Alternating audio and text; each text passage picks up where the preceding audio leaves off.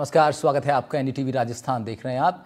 अपनी बात में आज एक ऐसे विषय पर बात करेंगे जो सीधे तौर पर आपके जीवन से जुड़ा हुआ है।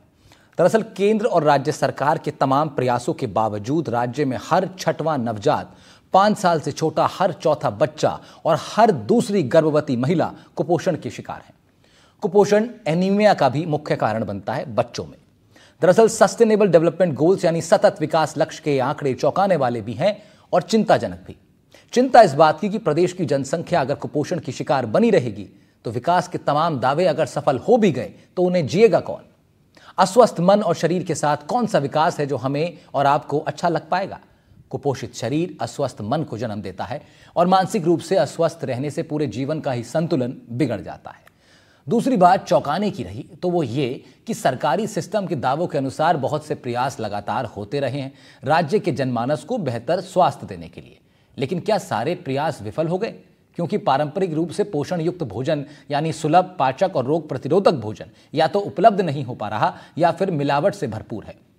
ये भोजन या तो कागजों में ही चढ़ रहा है क्योंकि बच्चों और महिलाओं को ये मिल नहीं पा रहा, और यही कारण है कि सस्टेनेबल डेवलपमेंट गोल्स की रिपोर्ट के आंकड़े जो बताते हैं वो हमें चिंता में भी डालते हैं और चौंकाते भी हैं। फिर एक बार उन आंकड़ों को मैं आपके सामने दोहराता हूं। आंकड़ा ये कह रहा है कि राजस्थान के अंदर हर छठवां नवजात बच्चा, यानी बच्चे जो पैदा हो रहे हैं उनमें से हर छठा बच्चा और 5 साल से छोटा हर चौथा बच्चा कुपोषण के शिकार हो रहे हैं। यहां तक कि हर गर्भवती महिला भी कुपोषण की शिकार राज्य के अंदर, हर दूसरी गर्भवती महिला भी कुपोषण की शिकार राज्य के अंदर है। एनीमिया जो बच्चों के अंदर बीमारी हो जाती है खासतौर पर, वो भी अच्छा भोजन ना मिल पाने से होती है। सस्टेनेबल डेवलपमेंट गोल्स यानी सतत विकास लक्ष्य, ये जो रिपोर्ट बयां कर रहा है वो दरअसल इस नाम के ठीक उलट है। सतत विकास का लक्ष्य तो रखा गया है लेकिन सतत विकास हो नहीं पा रहा है, और इसीलिए आज हम इस पर बात कर रहे हैं क्योंकि कमजोर आहार, कुपोषण का वार, ये आज का हमारा मुख्य मुद्दा रहने वाला है। और इससे पहले चर्चा की शुरुआत करें, आपको डूंगरपुर के शिशु रोग विभाग के जो एचओडी हैं डॉक्टर नीलेश गोटी, उनका रिएक्शन इस आंकड़ों पर सुनवाते हैं। बच्चों का जब तक कुपोषण रहेगा तब तक दिमाग को अंदर जब तक ब्लड सप्लाई अच्छे से नहीं होगा, अच्छा सा न्यूट्रिशन नहीं मिलेगा, तो मानी बात है कि दिमाग को भी कोई सप्लाई नहीं रहेगी अच्छी न्यूट्रिशन की, तो दिमाग कमजोर होगा ही होगा। और इसका मुख्य कारण ये है कि भारत के अंदर या राजस्थान के अंदर जो माताएं बन रही है, जो प्रेग्नेंट लेडी हो रही है, 18 से 21 साल उम्र तो सही है, लेकिन उनका जो एनीमिया का स्तर है बहुत, उनका हीमोग्लोबिन बहुत कम होता है। एकदम आए दिन हमारी विशेष हमेशा कोशिश होती है, मीटिंग होती है, आईसीडीएस की मीटिंग होती है, हम बोलते हैं कि आईसीडीएस को स्ट्रॉन्ग करो। आईसीडीएस को स्ट्रॉन्ग करना मतलब जो गर्भवती माता या है, गर्भवती माता का अगर न्यूट्रिशन अच्छा होगा तो निश्चित रूप से बच्चा, उसका आयरन का स्टेटस अच्छा होगा तो निश्चित रूप से बच्चे का दिमाग का लेवल भी अच्छा होगा। डूंगरपुर के शिशु विभाग के एचओडी का ये रिएक्शन इसलिए हमने आपको सुनवाया क्योंकि रिपोर्ट कहती है कि राज्य के डूंगरपुर जिले में करीब 40% युवा किशोर कुपोषण के शिकार हैं और करीब 35% लड़कियां भी कुपोषण के शिकार रही हैं, खासतौर पर अपने बचपन में, जिसका असर उनके यौवन में भी दिखाई देता है। हमारे साथ जो पैनल जुड़ रहा है उसमें भावना जी हमारे साथ जुड़ रही हैं। आप न्यूट्रिशन हैं, साथ ही आप यशोदा हॉस्पिटल में चीफ ऑफ न्यूट्रिशन डिपार्टमेंट भी है। बहुत स्वागत है भावना मैम आपका। और चाइल्ड एक्सपर्ट हैं, सीनियर कंसल्टेंट हैं चाइल्ड केयर इंटेंसिविस्ट में डॉक्टर नेहा अग्रवाल जी भी हमारे साथ हैं। बहुत बहुत स्वागत है आप दोनों ही लोगों का। सबसे पहले शुरुआत हम लोग भावना जी से करते हैं।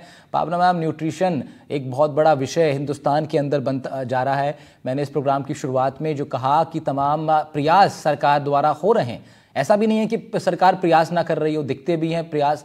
फिर क्या कारण आपकी नज़रों में है कि ये आंकड़ा इस तरह से बढ़ता जा रहा है कि हर 5वां छठा बच्चा कुपोषण का शिकार है राजस्थान में? सर, मुझे ऐसा लगता है कि गवर्नमेंट की पॉलिसीज तो बहुत ज्यादा बन जाती है, लेकिन जो हमारी पॉलिसीज है गवर्नमेंट की और इसके अलावा जो इम्प्लीमेंटेशन है ग्राउंड लेवल पर, उसमें जो गैप रह जा रहा है, इस वजह से ये दिक्कतें हमें ज्यादा आ रही हैं। गवर्नमेंट बहुत सारे प्रोग्राम्स आजकल चला रही है, आंगनबाड़ी है, पोषण अभियान है, मिड डे मील है, लेकिन बेसिक ये है कि जिन लोगों को उस चीज की जरूरत है वो सेवाएं उन तक किस हद तक पहुंच रही है और किस क्वालिटी की पहुंच रही है। दूसरी चीज ये है कि जब हम माल न्यूट्रिशन की बात करते हैं तो खाली खाने पीने का ही एक चीज नहीं होता है, जो हमारा इंटीग्रेशन है सैनिटाइजेशन के बीच में, हाइजीन के बीच में और न्यूट्रिशन के बीच में, तीनों चीज मिलके। क्योंकि अगर बच्चे को रिकरेंट इन्फेक्शंस हो रहे हैं तो जो खाना अगर वो अच्छा खा भी रहा है तो वो भी उसको नहीं मिल पा रहा है पोषण प्रॉपर। या जो हमारी प्रेग्नेंट मदर है वो लगातार इन्फेक्शन से जूझ रही हैं तो उनको प्रॉपर न्यूट्रिशन नहीं मिल पाएगा। तो सब लोगों को इसको मिलके काम करना पड़ेगा कि जो हमारी पॉलिसीज चल रही हैं उनको ग्राउंड लेवल पे उनको अपील करनी पड़ेगी कि उसी तरह से वो लोगों के पास पहुंचे। ये एक इसके बड़ी अलावा बात जैसे आपने उठाई है कि तमाम जो पॉलिसीज बनती हैं उनका इम्प्लीमेंटेशन ठीक प्रकार से नहीं हो पाता, और ऐसा लगता है कि कागजों में तो चीजें सब डन हो जाती हैं लेकिन धरातल पर वो भावना जी दिखाई नहीं दे रही। और इसके अलावा जैसे ये है कि गरीबी एक पावर्टी एक हमारा मेजर है ही, कि लोग जो पेट भरने की तरफ ही ध्यान देते हैं, जैसे वो मेजर जो स्टेपल मील है गेहूं और चावल इस पे ही ध्यान देंगे। जो हमारे माइक्रो न्यूट्रिएंट और मैक्रो न्यूट्रिएंट है उसकी इंपॉर्टेंस उनको नहीं पता है, या अगर पता भी है तो वो उसको अफोर्ड नहीं कर पा रहे। मतलब जो डाइवर्स न्यूट्रिशन हमें चाहिए होता है वो ना लेके केवल कैलोरी रिच खाना ही ले रहे हैं। आजकल अवेयरनेस की भी कुछ हमारे ग्रामीण इलाकों में कमी है कि उन्हें पता नहीं है कि हमें क्या चीजें खानी है, किस टाइम में खानी है, ताकि प्रॉपर अगर हमें पोषण मिलेगा, हम अपनी हाइजीन मेंटेन करेंगे, इन्फेक्शन से बचे रहेंगे, तो ही हम प्रॉपरली नरिश हो पाएंगे। ठीक बात है। डॉक्टर नेहा अग्रवाल के पास चलते हैं, इसी क्रम में बात को आगे बढ़ाते हैं, लेकिन ये भी ज़रा समझ लेते हैं नेहा जी से। नेहा जी, कि ये विषय कितना इम्पोर्टेंट है, क्या ये इम्पोर्टेंट है या फिर ये एक नॉर्मल सा इशू है कि हाँ अगर बच्चे कमज़ोर पैदा हो रहे हैं या फिर अगर वो आप कमज़ोरी में ही बड़े हो रहे हैं तो ये कोई इतना बड़ा विषय नहीं है, ऐसा ऐसा ऐसा लगता है। लेकिन मैं मतलब सरकाज़म कर रहा हूँ कि ऐसा लगता है कि सरकार को के दृष्टि में उनको लगता है कि शायद कोई बड़ा विषय नहीं है, ठीक है पैदा तो हो ही गई, अब अपना ज़िंदगी जी ही लेंगे। मैं अपने दर्शकों को ये बताना चाहूंगी कि कुपोषण एग्जैक्टली होता क्या है। तो कुपोषण या माल न्यूट्रिशन या अंडर न्यूट्रिशन, तो उसमें हम बच्चों में या बड़ों में किसी में भी जो हमारा मेन टारगेट पॉपुलेशन होती है वो लेस देन 5 ईयर्स है, जिसमें प्रोटीन की, कैलोरी की डेफिसिट की कमी हो जाती है। उसके अलावा बहुत सारे माइक्रो न्यूट्रिएंट्स होते हैं जैसे कि आयरन, कैल्शियम, आयोडीन और जिंक। ये सारे माइक्रो न्यूट्रिएंट्स उतने ही इम्पोर्टेंट होते हैं जितनी अदर चीजें इम्पोर्टेंट होती हैं। तो क्यों ये पॉपुलेशन हम इसको क्यों टारगेट करना चाहते हैं? क्योंकि बच्चों का जो शारीरिक विकास है और प्लस उनका मानसिक विकास, तो ये जो माइक्रो न्यूट्रिएंट्स होते हैं बच्चों के दिमाग के विकास के लिए बहुत ज्यादा इंपॉर्टेंट होते हैं। और जो बच्चों का ब्रेन डेवलपमेंट होता है उसमें ऑलमोस्ट 80% ब्रेन डेवलपमेंट उनका पहले दूसरे साल में ही हो जाता है। मतलब फर्स्ट 2 ईयर बहुत क्रिटिकल टाइम होता है जब उनका ब्रेन डेवलपमेंट होता है। तो अगर हमने उस समय उनको माइक्रोन्यूट्रिएंट की कमी रह गई तो वो जो डेवलपमेंट है उस ऑप्टिमल लेवल तक कभी भी नहीं हो पाएगा। तो उनको आगे जाकर के उनको लर्निंग प्रॉब्लम, उनको मेमोरी, उनको याददाश्त की कमी, साथ में उनका जो बिहेवियर होता है वो भी उतना ठीक नहीं होता है। मतलब उनमें एंजाइटी, डिप्रेशन, अग्रेशन, ये सारी चीजों का रिस्क बहुत ज्यादा बढ़ जाता है। तो ये एक क्रिटिकल टाइम होता है जिस समय बच्चों का न्यूट्रिशन बहुत ज्यादा इंपॉर्टेंट होता है। उसको हमें ऑप्टिमाइज करके ही हम आगे उनको एक अच्छा फ्यूचर दे सकते हैं। तो नेहा जी, माइक्रो न्यूट्रिएंट्स वो कौन से वो रहेंगे, अगर आप आसान भाषा में आप बता पाएं? हाँ जी, तो माइक्रो न्यूट्रिएंट जैसे कैल्शियम, हम सब जानते हैं आयरन की कमी अगर है तो अनीमिया होगा, अगर कैल्शियम की कमी है तो बच्चों में रिकेट्स हो सकता है। उसी तरीके से कुछ और जैसे आयोडीन, तो अगर आयोडीन की कमी हो रही है तो बच्चों में थायराइड का जो है थायराइड की कमी हो जाएगी, इसको हम हाइपोथायराइडिज्म बोलते हैं। तो थायराइड हमारे ब्रेन डेवलपमेंट के लिए बहुत ज्यादा इंपॉर्टेंट होता है। मतलब जो एक हाइपोथायराइडिज्म वाले बच्चे होते हैं वो जो बुद्धि होती है उससे काफी कम होते हैं। और ये एक ऐसी चीज है जिसको हम इजीली करेक्ट कर सकते हैं और ये बच्चे एक नॉर्मल बच्चे की तरह लाइफ स्पैन इनका हो सकता है। इसके अलावा जैसे जिंक डेफिशिएंसी, तो जिंक जो माइक्रो न्यूट्रिएंट है वो ऑलमोस्ट सारी जितनी ग्रीन वेजिटेबल्स होती हैं उन सब में होता है। इसकी इंपॉर्टेंस हमारे लिए क्या होती है? तो ये हमें इन्फेक्शन से लड़ने की ताकत देता है। तो अगर जिंक डेफिशिएंसी को हम ऑप्टिमाइज कर पाते हैं तो बच्चे में बार बार डायरिया का रिस्क, बार बार निमोनिया का रिस्क, ये सारे रिस्क कम हो जाते हैं। क्योंकि बच्चों की हेल्थ के 3 पिलर्स होते हैं, एक उनका न्यूट्रिशन होता है, एक प्रिवेंशन ऑफ इन्फेक्शन और तीसरा वैक्सीनेशन। तो अगर हम न्यूट्रिशन पे काम कर रहे हैं, अदर चीजों पे काम कर रहे हैं, लेकिन बच्चे को बार बार इन्फेक्शन हो रहा है, तो बच्चे की हेल्थ कभी भी उस हिसाब से बच्चा will not grow as per he should. तो ये सारी चीजें हैं। तो हमें जो माइक्रोन्यूट्रिएंट्स होते हैं, it is equally important to macronutrients. Bhavna ji, जो पुराना अपना पारंपरिक भोजन जो हुआ करता था, ग्रामीण क्षेत्रों का जो भोजन है, क्या आपकी ऑब्जर्वेशन में क्या वो पर्याप्त है? क्या वो अपने आप में भरपूर है इन तमाम न्यूट्रिशन से जिसका जिक्र अभी डॉक्टर नेहा कर रही थी? हाँ सर, अगर हम पुरानी चीजों को लेकर चलते हैं तो हमारा बहुत अच्छा कल्चर है, हमारा खाने पीने का बहुत अच्छा तरीका है। लेकिन आजकल चीजें हमें ये है कि उस लेवल की मिल नहीं रही है, प्योर नहीं मिल रही है, और पैकेट वाली चीजों पर लोगों का रुझान ज्यादा बढ़ता जा रहा है कि शायद वो ज्यादा अच्छी होंगी। लेकिन मेरा यही मानना है कि जो लोकली अवेलेबल चीजें हैं, जो सीजनल की चीजें हैं, वो ही अपनी डाइट में आप शामिल करें। बहुत ज्यादा एक्सोटिक चीजों की तरफ ना भागे। जो हमारा सिंपल है, अब आप देखिए सत्तू एक इतना सिंपल सा है जो हर जगह अवेलेबल होता है। अगर आप अपना सत्तू को डाइट में शामिल कर लीजिए, सीजनल जो भी हरी सब्जियां जब जाड़ों में अवेलेबल होती हैं उनको लेना है। हमारा तिल है, तिल भी एक कैल्शियम का बहुत अच्छा सोर्स है। नमक के लिए हमें सिंपल जो गवर्नमेंट ने प्रोवाइड किया है आयोडाइज सॉल्ट, वो ही यूज करना है। आजकल सब लोग हिमालयन सॉल्ट, पिंक सॉल्ट इसकी तरफ भाग रहे हैं कि शायद वो ज्यादा अच्छा है, लेकिन उसमें हमें आयोडीन मिल ही नहीं रहा है। तो इसीलिए मेरा ये मानना है कि जो लोकली चीज आपको मिल रही है, सस्ती चीजें वो मिल रही है, क्वालिटी उनकी अच्छी है, वो ही आपको अपनी डाइट में शामिल करना है। और जिस सीजन के जो चीज अवेलेबल है, जैसे आजकल आम का सीजन है, आम अवेलेबल है, तो आपको जरूर खाना है। आप ये नहीं कि इस टाइम आप संतरा ढूंढ रहे हो या वो चीजें ढूंढ रहे हो जो इस सीजन की नहीं है। ठीक तो बात है, जो सीजनल लोकली फ्रूट्स जो और है, सीजनल सीजनली सब्जियां जो है, चीजें उन पर खास वो ध्यान रखना चाहिए। लेकिन फिर साथ साथ नेहा जी, एक और बात फिर इसमें ये भी आ जाती है कि छोटे बच्चे जो हैं, ये तो बात रही उनकी जो जैसे युवक हैं या जो एक ठीक ठाक एज में हैं, जो लोग सोच समझ सकते हैं, लेकिन जो छोटे बच्चे हैं उनके पास वो न्यूट्रिशन किस रूप में पहुंचेगा? क्योंकि 1-2 साल का आपने जिक्र किया कि शुरुआत के 2 साल के अंदर बच्चे का जो दिमाग है वो उसी मतलब रूप ले लेता है अपना, जो एक आगे चल के उसका बेस बनता है। लेकिन उस 1-2 साल के पीरियड में क्या कुछ खिला सकते हैं बच्चे को माता पिता जो अभी उनकी डाइट से बाहर हो गया, उनके प्लान से ही बाहर हो गया? कुछ ऐसी चीज़ें आप बताएं।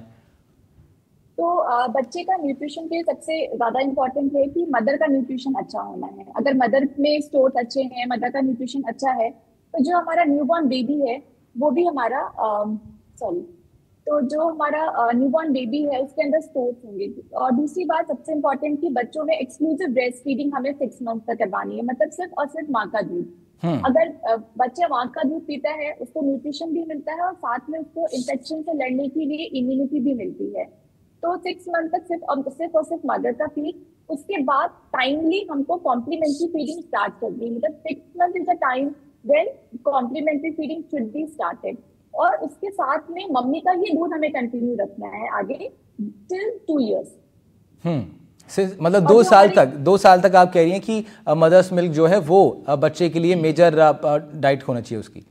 नहीं, 6 मंथ तक हमें सिर्फ और सिर्फ मदर मिल्क। 6 मंथ के बाद complementary feeding plus mother milk. Complementary feeding का मतलब होता है कि बच्चे को खाना पीना भी हमें देना है जो न्यूट्रिएंट रिच होना चाहिए। सिर्फ जैसे हमारी जो डाइट होती है जब हम बच्चों की वीनिंग स्टार्ट करते हैं, तो it is very much milk based diet, कि हम सिर्फ उनको खीर दे रहे हैं, हम उनको कुछ सूजी का हलवा दे रहे हैं, तो it is very much milk based. तो वो टाइम होता है जब हमको बैलेंस करना है, हमको मिल्क बेस्ड डाइट भी देनी है, साथ में हमको ग्रीन वेजिटेबल, फ्रूट्स, ये सारी चीजें हमें उनकी डाइट में स्लोली ऐड करते जाना है। और नेहा जी, जो मार्केट में जो प्रोडक्ट्स अवेलेबल हैं, खासतौर आमतौर पर तो लोग उन्हीं का इस्तेमाल करते हैं शुरुआती दिनों में बच्चे के लिए, क्या वो ठीक है, वो कंटिन्यू करने चाहिए माता पिताओं को? जो भी हमारी फैमिली डाइट होती है वो सारी फैमिली डाइट हम बच्चे को दे सकते हैं। हमें बच्चे को कुछ भी एक्स्ट्रा ऐसा नहीं है कि हमें बच्चे को कुछ बहुत एक्स्ट्रा देने की जरूरत होती है। जो भी हम फैमिली में खा रहे हैं उसी डाइट। मैं कह रहा हूँ जो मार्केट में जो प्रोडक्ट्स हैं, जो बहुत छोटे बच्चों के लिए जो मार्केट में प्रोडक्ट्स रहते हैं पाउडर फॉर्म में, उनका आमतौर पर इस्तेमाल होता है, तो आप सजेस्ट करती हैं क्या वो ठीक है, वो कंप्लीट डाइट है उनके लिए?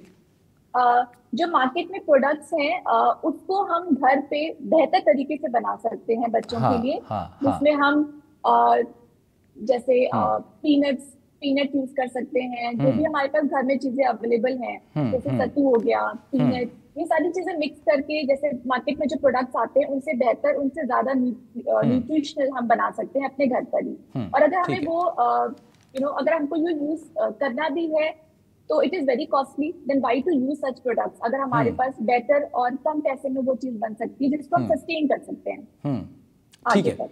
ठीक है भावना जी, आंगनवाड़ी का आपने जिक्र किया था अपनी बात में, तो आंगनवाड़ियों का एक बड़ा रोल रहा है अनडाउटेडली इन तमाम चीज़ों में, लेकिन फिर भी मैं आपसे जानना चाह रहा हूँ, जो चीज़ें सरकार के द्वारा जो प्रोवाइड कराई जाती हैं आंगनवाड़ी में, जो भी खाने के प्रोडक्ट्स हैं वहाँ पर, छोटे और भी बच्चे रहते हैं, आपके हिसाब से क्या वो एक ठीक फूड है या उसमें कुछ परिवर्तन होना चाहिए?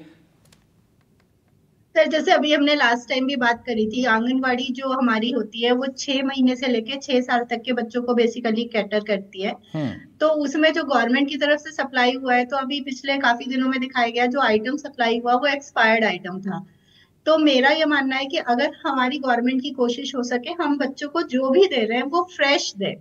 अगर खिचड़ी देना है, दलिया देना है, या हम सत्तू दे सकते हैं, फ्रेश फ्रूट्स दे सकते हैं, अंडा है, सोयाबीन है, अगर हम वो सारी चीजें फ्रेश मात्रा में उन्हें दे पाए वो ज्यादा अच्छा है, ताकि वो उनकी जो मदर्स हैं वो अवेयर भी होंगी कि हमारी क्या क्या चीजें हम जो बच्चों को इनकॉर्पोरेट कर सकते हैं। तो इंस्टेड ऑफ पैकेज्ड फूड अगर फ्रेश फूड हम दे रहे हैं तो वो ज्यादा अच्छा है। और इसमें दलिया, खिचड़ी, अंडे, सोयाबीन, सत्तू, ये चीजें हम दे सकते हैं छोटे बच्चों को। और जब वो थोड़े बड़े हो जाते हैं तो हम फ्रूट्स भी दे सकते हैं, फ्रेश फ्रूट्स है, वेजिटेबल्स है। अगर छोटे बच्चे हैं तो प्यूरीड फॉर्म में, तो इससे एक हम फ्रेश चीज बच्चों तक पहुंचा पाएंगे। तो एक तो हमारा एक्सपायर्ड आइटम का अभी कोई इसमें कंसर्न नहीं रहेगा, और जब जितनी फ्रेश चीज लोकली हम दे पाएंगे बच्चों को, वो उनकी हेल्थ के लिए ज्यादा इंपॉर्टेंट है। या जैसे सिंपल सा है, भुना चना है और जैगरी है, हम बच्चों को दे सकते हैं, जो बहुत ही अच्छा एक फाइबर का, प्रोटीन का और आयरन का सोर्स है, और वो कॉस्ट इफेक्टिव भी होगा। तो इस तरह के लोकल मेजर हम शुरू कर सकते हैं। ठीक बात है। एक और बड़ा महत्वपूर्ण सवाल इसमें होता है, डॉक्टर नेहा के पास चलेंगे इस सवाल के लिए। डॉक्टर नेहा, लड़का और लड़की, क्या इन दोनों का जो पोषण है शुरुआत के दिनों में 2 साल, 3 साल, 4 साल तक, क्या उसमें एक मेजर डिफरेंस होता है, या फिर सेम ही तरीके से दोनों ही लोगों की बॉडी जो है वो डेवलप करेगी शुरुआत में? अगर न्यूट्रिशन की बात करते हैं तो न्यूट्रिशन में मेल और फीमेल का ऐसा कुछ डिफरेंस नहीं है। दोनों को एक न्यूट्रिशन डाइट देनी होती है, और दोनों की ग्रोथ में अंतर हो सकता है, दोनों के जो हम ग्रोथ चार्ट यूज करते हैं उसमें अंतर हो सकता है, लेकिन nutrition, calorie intake, it is almost same, there is no difference. There is not much difference। ठीक है। अब आ जाते हैं ज़रा, अब ये तो एक ग्रामीण परिवेश में तो फिर भी काफ़ी लोग और भी रहते हैं, आस पड़ोस में भी बड़े बुजुर्ग रहते हैं, वो अपने सजेशंस देते रहते हैं जब कोई बच्चा जन्म लेता है। भावना मैम, शहर की बात कर लेते हैं, जो अब जो शहरी जो कल्चर है हमारा, जिसमें बड़ी हाई राइज सोसाइटीज़ हैं, उसमें एक छोटा परिवार है, एक बच्चे ने जन्म लिया, अब उसकी देखभाल करने वाले अलग से, ना तो वो चाचा ताऊ वाला कल्चर तो अब कम होता जा रहा है अर्बन एरियाज़ में।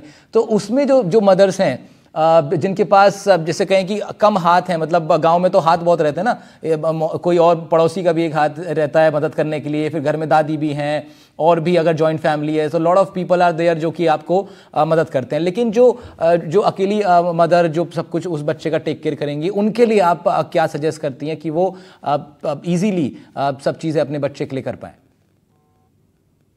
तो देखिए, जैसे मैम ने बोला कि 6 महीने तक तो एक्सक्लूसिव ब्रेस्ट फीडिंग पे ही हमें ध्यान देना है, तो उसमें मदर्स को अपना ध्यान रखना और फिर है, उसमें फिर अगर ब्रेस्ट फीडिंग पे 6 महीने तक ध्यान देना है, तो फिर मदर के लिए भी चीजें फिर इंपॉर्टेंट हो जाती हैं कि वो फिर अपना ध्यान कैसे रखें, वो खुद क्या यूज करें खाने में।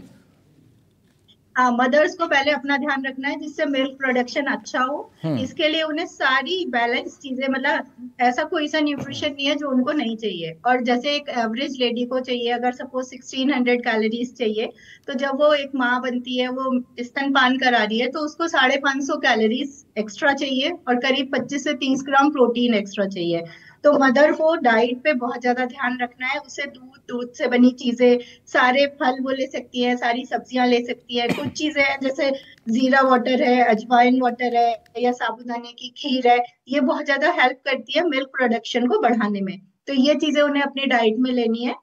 और इसके अलावा वो शॉर्ट एंड फ्रीक्वेंट मील ले सकती है, जैसे हर 2-2 घंटे में उन्हें ध्यान रखना है कि कोई ना कोई आइटम लेना है। तो सारे न्यूट्रिएंट्स उनकी बॉडी में जाएंगे, लिक्विड का इंटेक जाएगा, नींबू पानी है इस तरह का, या उनको अगर हेडेक की दिक्कत होती है तो मिल्क और कॉफी कॉफी बहुत हेल्पफुल होती है। तो जब प्रॉपर मिल्क प्रोडक्शन होगा तो 6 महीने तक तो वो अपना ब्रेस्ट फीड करा ही सकते हैं। उसके बाद हम लोग सप्लीमेंट्री फीडिंग का रिकमेंड करते हैं। सप्लीमेंट्री फीडिंग या वीनिंग फूड उनको बोलते हैं, तो वो 6 महीने के बाद शुरू करते हैं। तो इसमें भी हम यही सजेस्ट करते हैं कि बच्चे को एक बार में आप एक चीज स्टार्ट करिए। आप बहुत सारी चीज एक साथ स्टार्ट कर देंगे तो मे बी बच्चा उसे रिजेक्ट कर दे। तो इसमें बिल्कुल सिंपल चीजों से शुरू करना है, जैसे खिचड़ी हो गई, दलिया हो गई, खीर हो गई। खिचड़ी और दलिया में वो लोग ये कर सकते हैं कि सारी सब्जियां मिला सकते हैं, या घर पे ही बहुत सिंपल और साथ कुछ और आंकड़े भी हमारे पास आ रहे हैं। और विपिन सोलंकी हमारे संवाददाता भी उदयपुर से जुड़ गए, उनके पास भी चलेंगे। विपिन, आऊंगा आपके पास। कुछ आंकड़े ये भी बयां कर रहे हैं कि देखिए कि करीब 14.5% नवजात बच्चों का वजन कम रहता है। एसडीजी का जो सोर्स है, सस्टेनेबल डेवलपमेंट गोल्स का जो रिपोर्ट बताती है 2024 की, और करीब 27.5% 5 साल से छोटे बच्चों का वजन कम रहता है। 46% के करीब गर्भवती महिलाएं भी कमजोर पाई गई हैं इन रिपोर्ट में। एक बार डॉक्टर नेहा जी के पास चलते हैं और फिर विपिन के पास रुख करेंगे। डॉक्टर नेहा, हालांकि आप चाइल्ड एक्सपर्ट हैं बिल्कुल, लेकिन मैं यही जानना चाह रहा हूं कि बच्चे के जन्म से थोड़ा सा पहले चलते हैं, जिस वक्त वो माँ की कोख में है, उस वक्त एक मदर को, जो होने वाली मदर हैं, आप उनको क्या सजेस्ट करती हैं? जिस तरह भावना जी बता रही थी कि भाई जिस वक्त वो तो बच्चे के जन्म की बात हो गई, लेकिन जिस वक्त वो गर्भ में है माँ के, वो टाइम भी बहुत इंपॉर्टेंट है। ऐसे में जो मदर्स होने वाली हैं, अबाउट टू बिकम मदर, उनके लिए अपनी डाइट का खास ख्याल रखना और ज़्यादा इंपॉर्टेंट हो जाता है। इससे दो काम हो जाएंगे। एक तो जो ये आंकड़े आ रहे हैं कि 46% तक महिलाएं जो गर्भवती रहती हैं वो कमज़ोर हो जाती हैं, उसमें भी सुधार हो सकता है अगर वो अपने न्यूट्रिशन का शुरुआत से ही ध्यान रखें और बच्चा भी स्वस्थ रूप में जन्म लेगा। तो मदर की डाइट के लिए बेसिकली बिफोर कंसेप्शन ही हमें मदर की जो न्यूट्रिशन है उसको ऑप्टिमाइज करना इम्पोर्टेंट है, बिकॉज वो एक विंडो होती है जब most of the mothers when they are pregnant they are not aware. तो उसके पहले ही हमें उनकी डाइट को ऑप्टिमाइज करना है, एक बैलेंस डाइट देनी है, साथ में फॉलिक एसिड हमें स्टार्ट करना होता है फर्स्ट ट्राइमेस्टर में। उसके बाद सेकेंड ट्राइमेस्टर मतलब 12 हफ्ते के बाद उनको आयरन फॉलिक एसिड टैबलेट और साथ में कैल्शियम उनको स्टार्ट कर देना चाहिए। तो अगर आयरन फॉलिक एसिड अगर हम सेकेंड ट्राइमेस्टर से स्टार्ट करते हैं, जो कि लैक्टेशन के टाइम तक 6 मंथ तक वो कंटिन्यू होती है, तो मदर में भी अनीमिया का रिस्क कम होगा और साथ में बच्चे में अनीमिया का रिस्क कम होता है। तो ऐसा पुराने जो हमारे पास डेटा है उसमें देखा गया है कि जब मदर में अनीमिया है, मॉडरेट टू सीवियर अनीमिया है, तो जो बच्चे डिलीवर होते हैं उनका वजन नॉर्मल बच्चों से कम होता है, तो उनको हम एसजी बेबीज बोलते हैं। तो वो एक टाइम होता है अगर मदर अपनी डाइट बैलेंस ले रही है, एडिक्वेट हाइड्रेशन ले रही है, मतलब एटलीस्ट 2 to 2.5 लीटर्स लिक्विड्स ले रही है, साथ में iron folic acid calcium tablets ले रही है, तो बच्चे में भी इन चीजों का स्टोर बेहतर हो जाता है। और फर्स्ट ट्राइमेस्टर में अगर मदर फॉलिक एसिड कंटिन्यू ले रही है तो उससे बच्चों में बहुत सारे जो कंजेनाइटल डिफेक्ट्स होते हैं, जैसे कि न्यूरल ट्यूब डिफेक्ट, इन सारे रिस्क को हम काफी हद तक ऑलमोस्ट 70% तक हम इसको रिड्यूस कर सकते हैं। ठीक है, विपिन के पास चलते हैं। उदयपुर के हमारे संवाददाता हैं विपिन, तमाम जो रिपोर्ट्स आई वो आपने देखी हैं और डूंगरपुर का उसमें नाम आया कि मैक्सिमम वहाँ पे ये दिक्कत हो रही है। उदयपुर भी लेकिन पीछे नहीं है इस मामले में, और उदयपुर में भी ऐसे बहुत सारे केसेस हैं, आपके संज्ञान में तो और ज़्यादा होंगे, और साथ साथ आंकड़े भी बयां करते हैं कि उदयपुर में भी कुपोषण एक बड़ी समस्या बनती जा रही है। विपिन, क्या स्थिति है अभी? जी बिल्कुल, बता दूं कि उदयपुर का जो एरिया है, ट्राइबल एरिया, वो काफी पिछड़ा है। वहां पर एक कई रिपोर्ट्स में ये भी सामने आया कि वहाँ सबसे बड़ा कारण है गरीबी के कारण उनको पोषण नहीं मिल पाता। इस वजह से तमाम जो सरकार की योजनाएं हैं, योजनाओं को जोड़ने के लिए लगातार अप्रोच की जाती है। एनजीओ भी बड़ी संख्या में यहाँ पर इसके लिए वर्क कर रहे हैं। और एक बात ये भी बता दूं कि अज्ञानता भी इसके पीछे कारण आया है कि नॉलेज नहीं रहता है कि संतान की किस तरह से देखरेख करनी चाहिए, या फिर गर्भवती महिला है उसको किस तरह से पोषण मिल सके, उसके बारे में भी जानकारी नहीं। तो एमबी हॉस्पिटल जो महाराणा भोपाल चिकित्सालय, जो उदयपुर संभाग का सबसे बड़ा हॉस्पिटल है, उसमें 2 दिन पहले ही एक अच्छा नवाचार शुरू किया है, जिसमें 30 से 40 मिनट तक प्रत्येक दिन हर एक गर्भवती महिलाओं को अखबार पढ़ने के लिए दिया जाएगा, ताकि उनको वैश्विक स्तर पर भी हर चीज की जानकारी मिल सके। और जो अखबारों में किसी भी प्रकार से या न्यूज चैनल्स में किसी प्रकार की कोई जानकारी दी जा रही है उनको, वो जानकारी को खान पान से लेकर हर चीज को वो पूरी तरह से ध्यान में रखे और इस 30 से 40 मिनट में उन चीजों को पढ़े जिससे खुद के लिए और उन बच्चों के लिए कितनी जानकारी उस पर दे रखी है, उससे इनका इफेक्ट पड़ सके। ठीक बात है, तो नवाचार काफी है।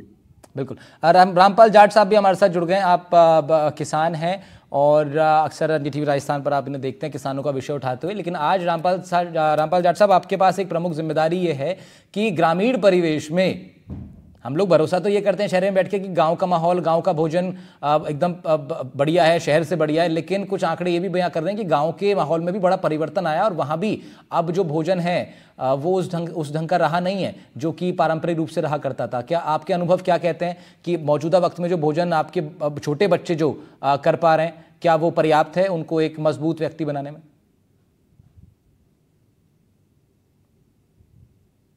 भारद्वाज जी, जब कोई हवा चलती है ना, उससे कोई पेट कभी कभार या छूता रहता है, उसका प्रभाव आ जाता है। अभी देश में जो हवा चल रही है उसका प्रभाव गांव में भी है। हाँ। इसलिए वहां भी जो मोटा अनाज है वो थाली से दूर होता जा रहा है। पहले के खान पान में बाजरा, ज्वार, मक्का, बेजड़, जो ऐसे प्रमुख अन्न थे जिनको हमारी सरकार अब श्री अन्न कह रही है, तो वो जो श्री अन्न है उनका थाली में आना लगभग बंद सा हो गया। पहले इस अन्नों के कारण दूसरा गांव का जो वातावरण था उसमें दूषितता कम थी। तीसरा जो परिश्रम था वो परिश्रम लोग करते थे। अब इन तीनों चीजों से ही गांव का व्यक्ति दूर हो रहा है, इसलिए जो कुपोषण की समस्या है वो बढ़ रही है। और इसका एक कारण ये भी है कि गांव बन गए अभाव के केंद्र, बेरोजगारी के अड्डे, इसलिए वहां जो आमदनी है वो पहले की अपेक्षा घटी है। 27 रुपए एक परिवार की आमदनी है, क्या पोषण करेगा? ये तो ठीक बात है रामपाल जाट साहब, आपने बड़ा विषय रखा कि ये भी बहुत जरूरी है एक स्वस्थ समाज को बनाने के लिए कि लोगों की आमदनी बेहतर हम लोग कर सकें, पर व्यक्ति आए तभी जाकर के संभावनाएं बढ़ेंगी कि वो बेहतर से बेहतर भोजन अपने बच्चों को दे पाएंगे। इस बेहद इंपॉर्टेंट विषय पर हमारे साथ डॉक्टर नेहा अग्रवाल जुड़ी थी। बहुत शुक्रिया डॉक्टर नेहा आपका। डॉक्टर भावना जी बहुत बहुत शुक्रिया आपका भी। रामपाल जाट साहब बहुत शुक्रिया, विपिन शुक्रिया आपका भी तमाम बातचीत के लिए। तो अपनी बात में आज हम लोग बात कर रहे थे इस बेहद ही महत्वपूर्ण विषय पर जो कि सीधा आपके और आपके बच्चों के स्वास्थ्य से संबंधित था, और इस तरह के तमाम विषयों पर हम लोग चर्चा करते हैं हर रोज़। फिलहाल इतना ही, अन्य खबरों का सिलसिला रहेगा जारी। नमस्कार।